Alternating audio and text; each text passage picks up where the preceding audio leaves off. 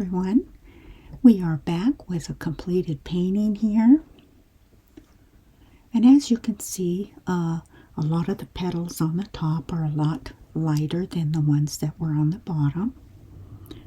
This one, and this one especially are the light ones. That's your little triad section there. And I've also done a smoother stroke on the outside edge as opposed to doing the overstroke. I have the overstroke on the bottom petals, but the top ones I decided not to do the overstroke. I decided just to sort of do a little chisel edge around it so you could see a little border and it might stand out a little bit more. And I did the veins, the same way. The only other thing, once this is finished, I used the corner of the brush, the back of the brush. Use sap green for the dark and yellow for the medium and white for the top color on your center. And that's just dabbing like that with your brush. The final thing that I did on this is to do some floating underneath the leaves here. And you can see that there's a little bit of a shadow underneath this. And what that does is it creates depth in your painting.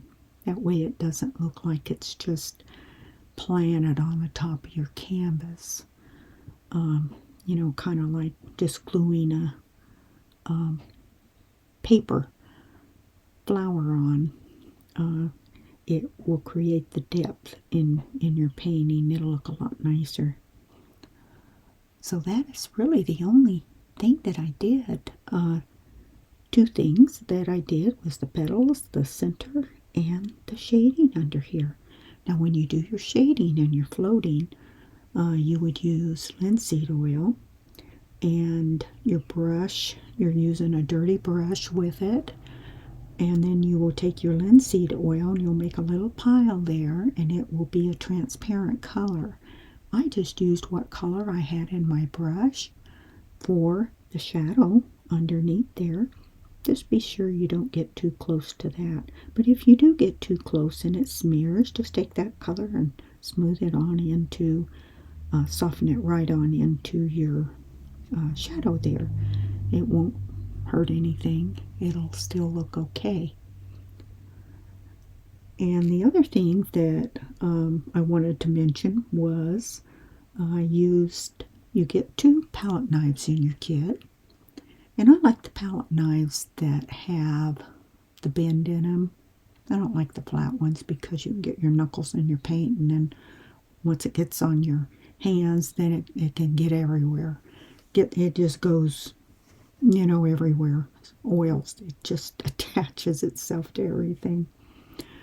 But you can see that I did this when I started doing the top petals. I took a little bit of this magenta with white, different amounts of white, and made about 3 or 4 colors right down here because I wanted them lighter than what I used up here.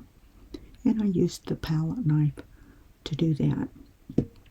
Also, when I was doing the shadows underneath, sometimes you might have to come in with a Q-tip because you do your float and then you soften that back edge. Otherwise you'll have a line there. You don't want a line there, you just want it really soft.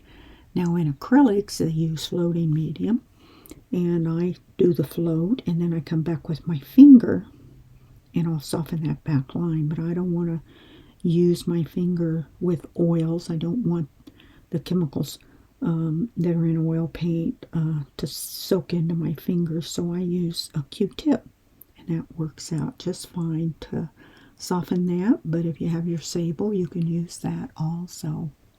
So let me know what you think about this.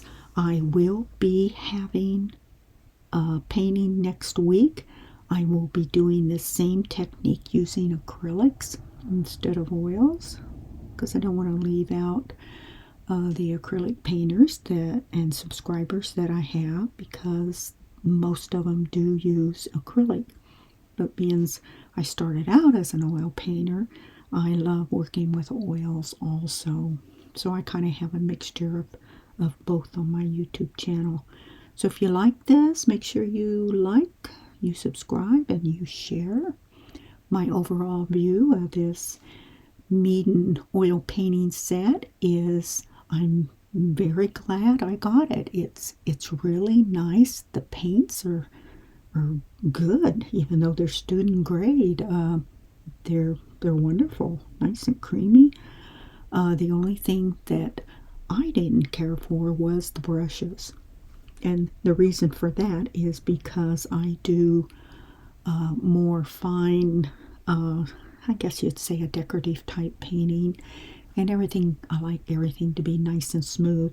And you can't use a bristle brush and get everything nice and smooth. You have to use your sable brushes to get that. So the brushes they were no use to me, but I have tons of brushes, so that was fine. But the rest of the kit, I can use the rest of the kit, no problems at all. Now, those brushes that do come with the kit, they would work fine for landscapes. No problem at all, because you're pretty much putting on thicker paint with the landscapes, and you need brushes that are a little bit scruffy when you do a landscape. Just didn't care for them whenever you're doing fine painting like what we're doing here. Okay, thank you so much, and I will see everybody next week. Take care, God bless, and enjoy your painting. You all did wonderful. Thanks a lot. Bye for now.